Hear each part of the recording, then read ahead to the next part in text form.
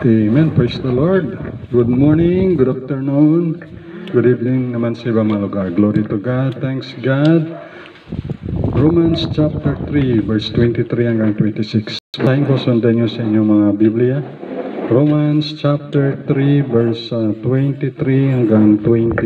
So man, good morning, good evening, good afternoon naman sa ibang mga lugar. So, praise the Lord. Glory to God. Romans chapter 3, verse 23, basahan ko, sundan nyo sa inyong mga Biblia. For all have sinned and come short of the glory of God, being justified freely by His grace through the redemption that is in Christ Jesus, whom God hath set forth to be a propitiation through faith in His blood, to declare His righteousness for the remission of sins that are past through the forbearance of God. Last verse 26, to declare, I say at this time, His righteousness, that He might be just, and the justifier of him which believeth in Jesus. Let us go to the Lord in prayer. Our God, our Father in heaven, maraming salamat po sa iyong salita. Maraming salamat po sa araw na to. Maraming salamat po, O Diyos, sa buhay at lakas. Pagpalain niyo ang salita na mahayag. Tulungan mo kami, tulungan mo ako maiwagi, mai-preach sa iyong salita na mayroong clarity at blessing. Bless mo ang bawat isa na nandito. Kayo po mag-ingat rin sa aming mga loved ones here and abroad. Ingatan niyo po ang bawat mga kapatiran.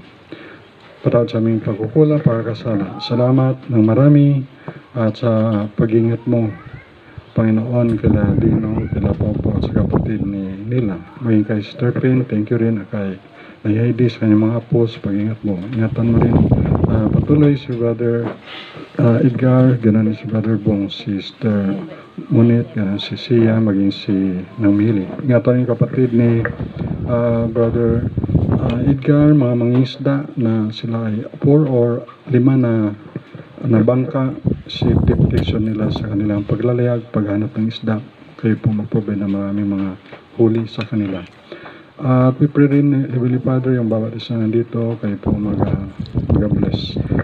Pagpalain nyo rin, Panginoon, mga evangelist, pastor, visionary na tapat sa inyo, mga gawain.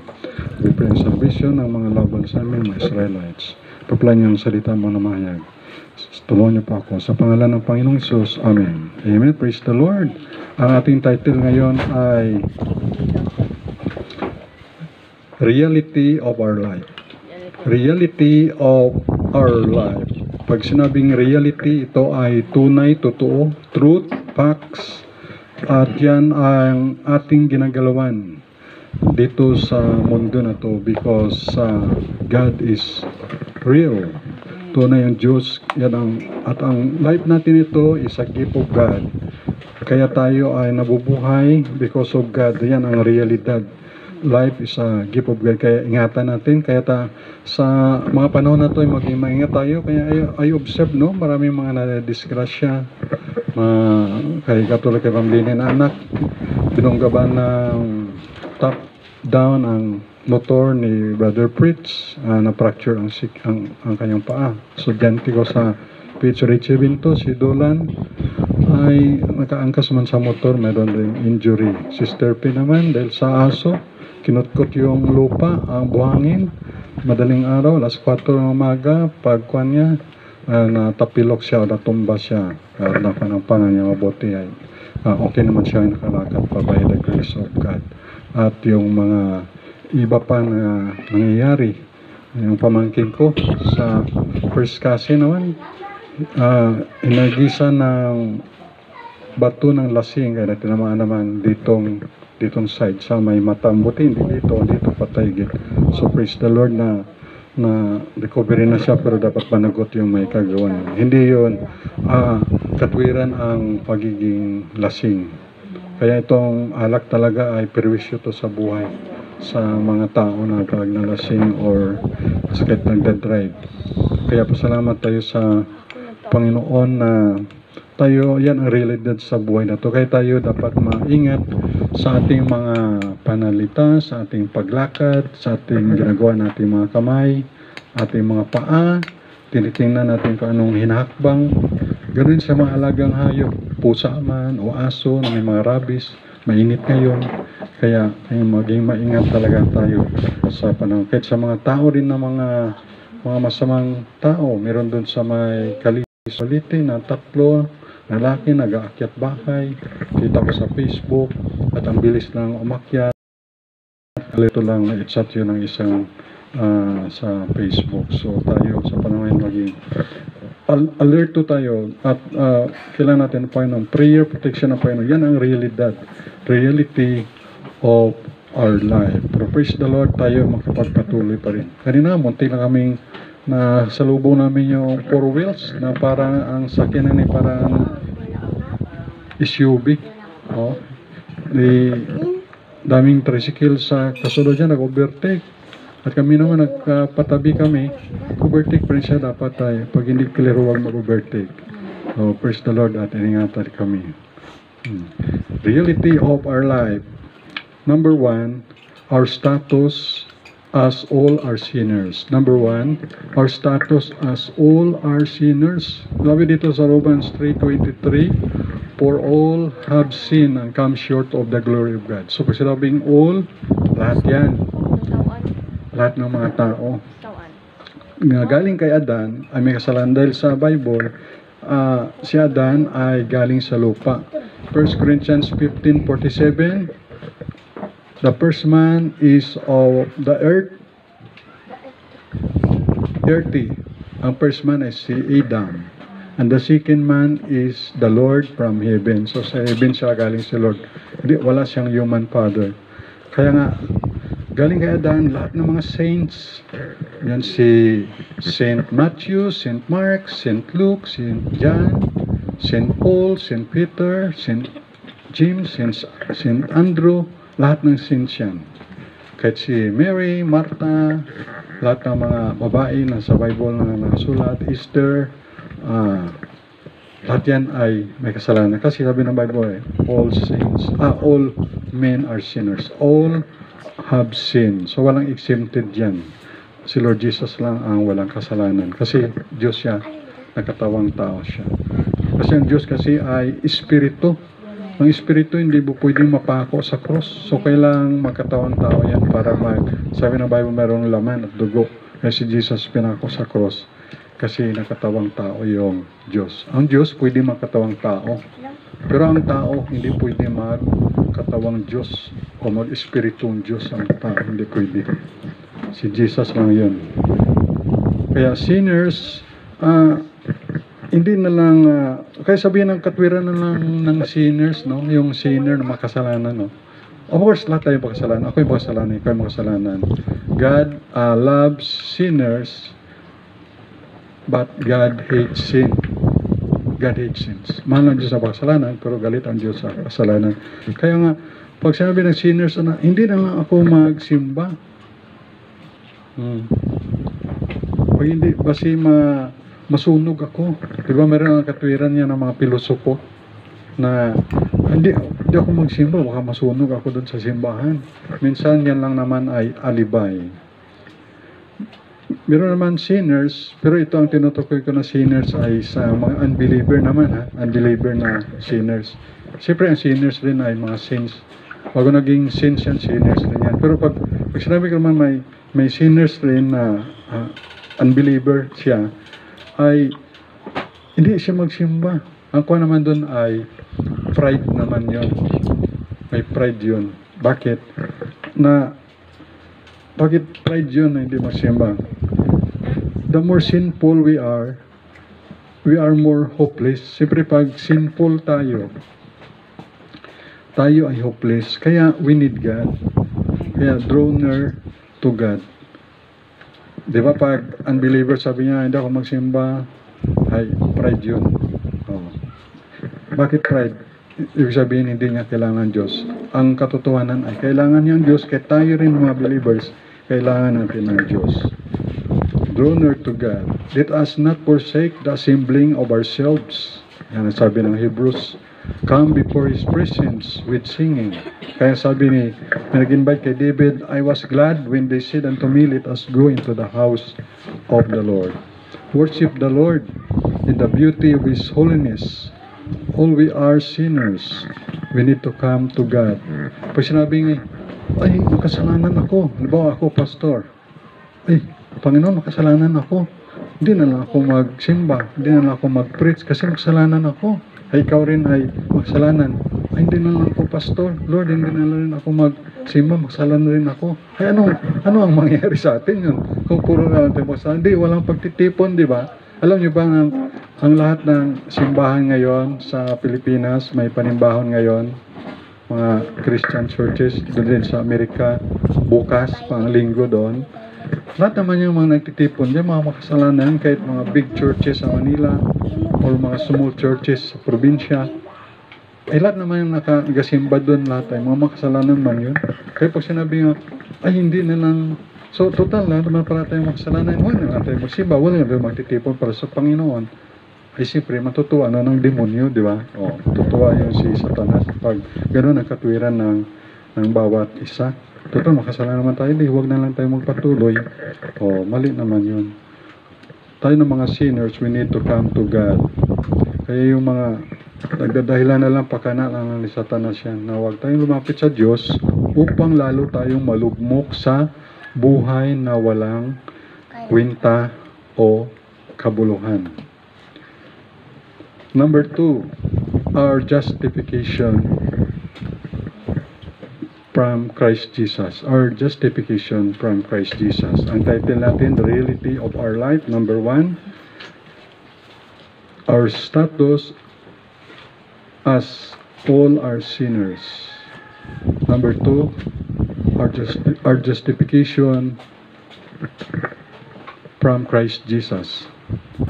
Ibig sabihin ng justification ay inaring ganap as if we have not sinned, na justify na tayo because of Jesus.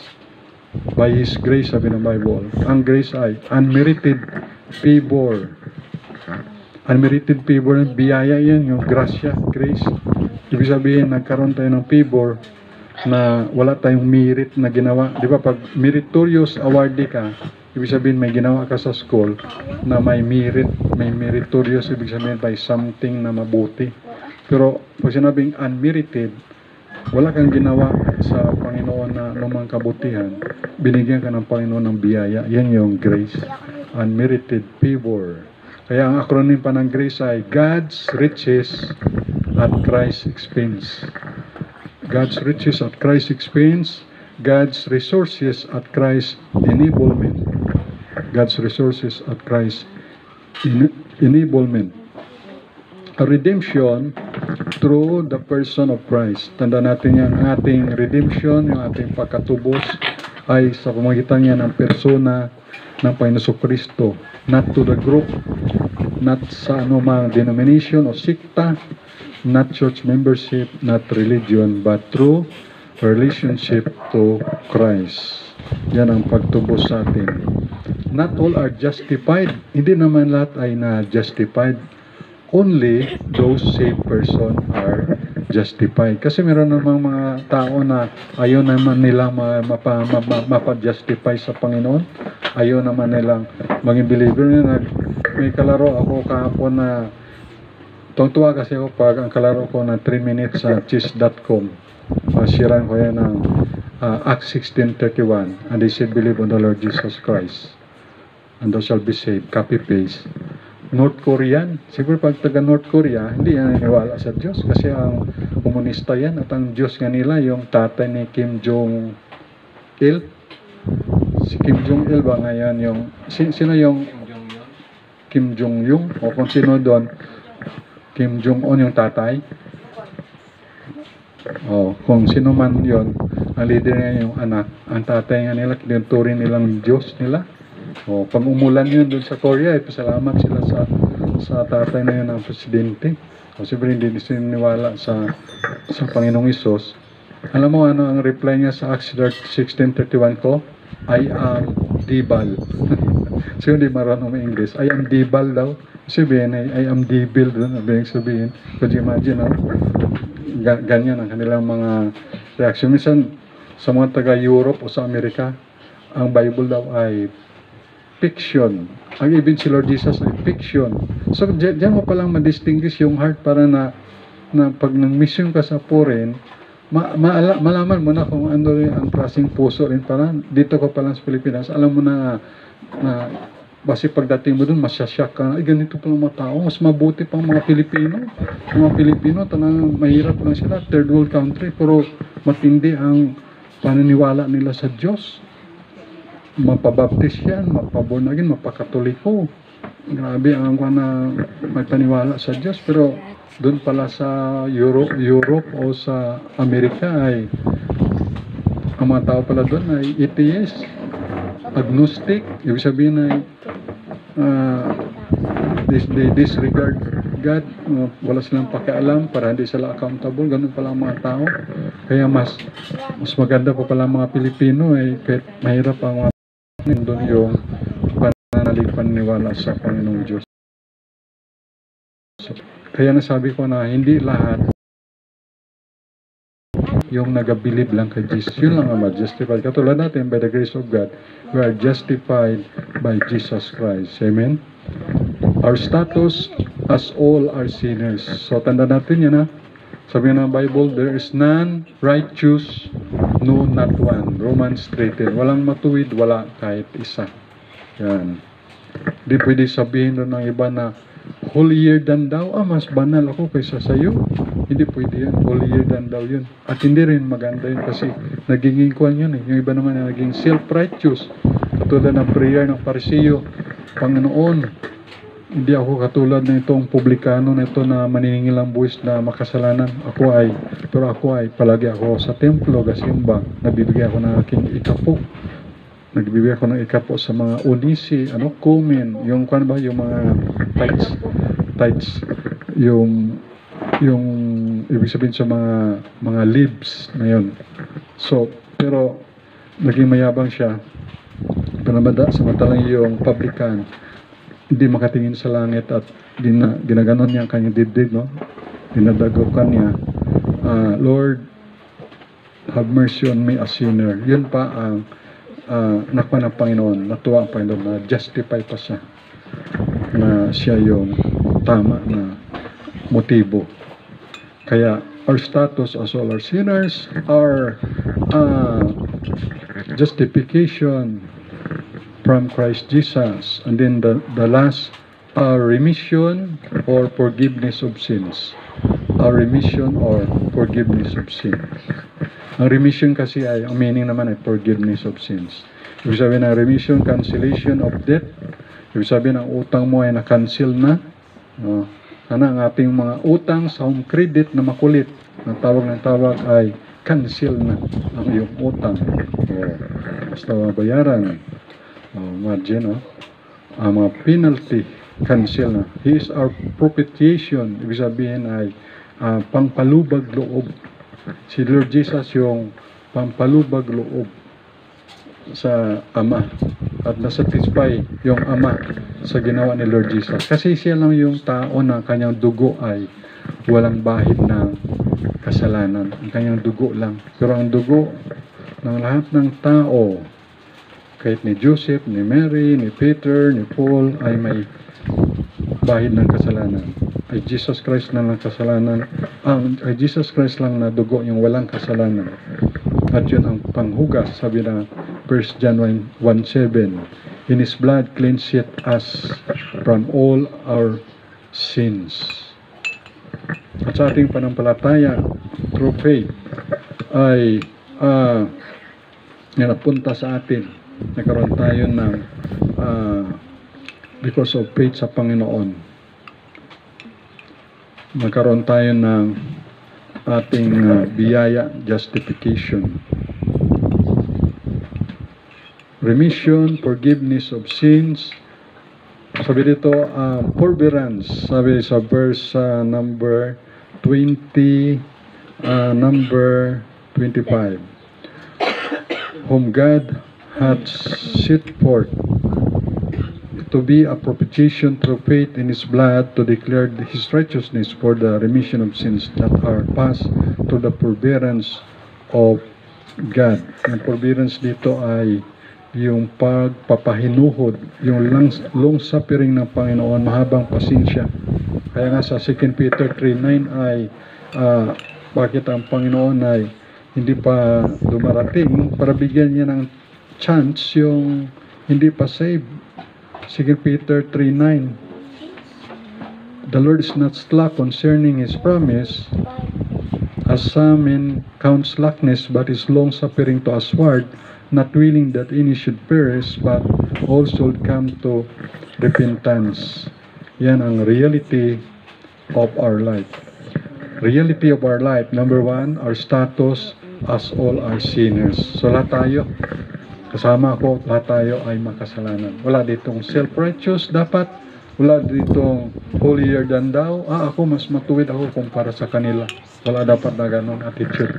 Lahat tayo ay makasalanan. So hindi ibig sabihin na, ay, kasalanan ako, hindi na lang ako atin. Ay, makasalanan ako, hindi na lang ako magwawali, tol, makasalanan ako. Ay, tanan, lahat naman eh. Lalo na sa government, majority dyan ay mga makasalanan, corrupt. Lahat ng mga transaksyon, kung walang ibibigay ka ng pampadulas, yung papilis mo hindi lalakad, hindi mabilis na ma-process, lalo kung wala kang kakilala. Pero ipitan mo yan ng 300 o 500, mabilis ka ganyan hanapin. May pinapahanap ka doon na papel, mabilis yan. Pag may 500 nakiipit sa papel mo, hanapin ka agad doon. Yun lang, kung madakpan siya, may CCTV, pwede siyang masisanti. Pero yan ang kalakalan. Kahit anong righteous na presidente, di naman yan dito alam ang kalakalan sa babae. Wala, antayin na lang natin yung millennial kingdom. Ibig sabihin si Lord Jesus yung nag-ahari for 1,000 years. Pero as of now ay wala talaga. Even sa mga politician, wala na yung tinatawag na word of honor. Sila kasi yan pag magkalaban sila ngayon sa eleksyon, susunod makakampi na sila. Magkasama sila ngayon sa partido, susunod hiwalay naman. Susunod babalik na naman. Wala, kung saan lang sila kung saan lang sila maka-income, mabubuhay yun sila. Wala na yung mga prinsipo, katulad lang sa mga pastor, kailangan mag-stick ako sa prinsipo ko na hindi ako maging ganito, dapat hiwalay ako, dapat ganito ang gamitin kong Bible, King James Version Bible, dapat ganito, standard ko. Wala yan sa politician. Sa pastor ay may mga conviction pa. Hindi yan uso doon pagdating sa politika o sa government. Wala yan. Kung sino lang yung nasa poder, doon ka man, para lang maka-survive ka man. Ganon ang kalakalan. Pero tayo, sa Panginoon tayo, huwag tayong asa sa tao. Kaya tayo dapat ay non-partisan. Sa Panginoon tayo magtiwala. Kaya sigurado tayo sa Panginoon pa tayo. Kaya itong reality of our life, our status as all our sinners. Number 2, our justification from Christ Jesus. Number 3, our forgiveness of sins. Yun ang kagandahan na ating mga kasalanan ay pinatawad na. Remission or forgiveness of sins ay pinatawad ng Panginoon. Kaya may nagbabother sa atin ng mga kasalanan, tanda natin na pinatawad na yun ng Panginoon at tatapon na yun sa kalaliman ng dagat. So, pinatawad na ating mga kasalanan. Yun ang blessing sa atin na ating mga kasalanan ay pinatawad nga. Sabi sa Bible tayo na ay bagong nilalang. 2 Corinthians 5:17. Sabi doon ay, if any man be in Christ, he is a new creature. All things are passed away, behold, all things are become new. So yan yung reality of our life. Reality of our life, reality in our life, na all are sinners. Okay? So, kung sinners tayo, lalo tayong lumapit sa Panginoon. Kasi kung lalayo tayo sa Panginoon, ay lalo tayong malulugmok. Ang ating buhay maging walang kwenta, walang pakinabang. Pero sinners ka, lapit sa Panginoon, nagiging saints tayo. Ayan. At ang ating justification is from the Lord Jesus Christ, not from the church membership or not from religion or good works. Justify tayo because of Jesus Christ. Ginawa niya doon sa krus. Yung gospel, yung good news, yung ebanghelyo, the death, burial, and resurrection of the Lord Jesus Christ. And the good thing pa, ng reality of our life, in our life, forgiveness of our sins, remission of our sins, pinatawad tayo sa ating mga kasalanan. Gatunog, pinatawad tayo lahat. So, pasalamat tayo sa Panginoon. Amen? So, pinatawad na tayo ng Panginoon. Yan ang maganda. Pero yung ating mga utang, pinansyal, hindi pa yung pinapatawad hanggat hindi natin nababayaran.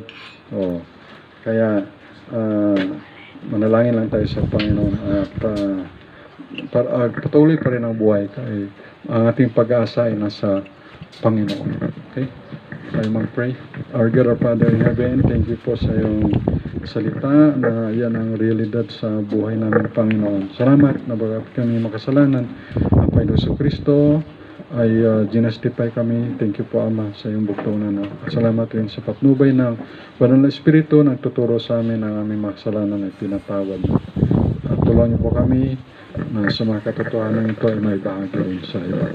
Palayan niyo rin po, Panginoon, ang mga needs ng bawat isa. Ito man na spiritual, material, financial, kayong mga kaloob. Kagalingan sa mga karamdaman. Padala niyo po, Panginoon, mga naghihikaw sa nangailangan ng mga tulungan niyo po, Panginoon. Ingatan niyo si Brother Bong sa Luzon. Ingatan na makawinan sa second week ng June. Thank you rin, Panginoon.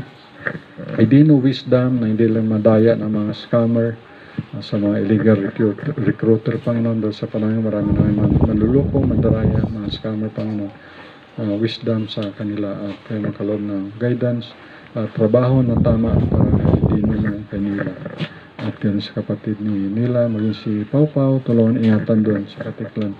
Sa trabaho niya rin pa yun, kayo magkalooban ng maganda pa ng trabaho. Bawat isa kay Julian, ganun tulungan niyo sa Panginoon bawat isa man. Good health ni Heidi, ang mga apo niya, maging si Namili, ingatan, tulungan si Angging, si Hannah Gigi, si Linlin, ingatan mo sa practice, si Pau Pau man at si Jomar, si Apitit, at si Ivor, maging si Mr. Monit, maligyan, ingatan mo makasama namin next time, Panginoon. Pagpalaan niyo rin ang mga loved ones, mga friend, Facebook, sa YouTube, subscriber, i-bless mo rin ang Panginoon.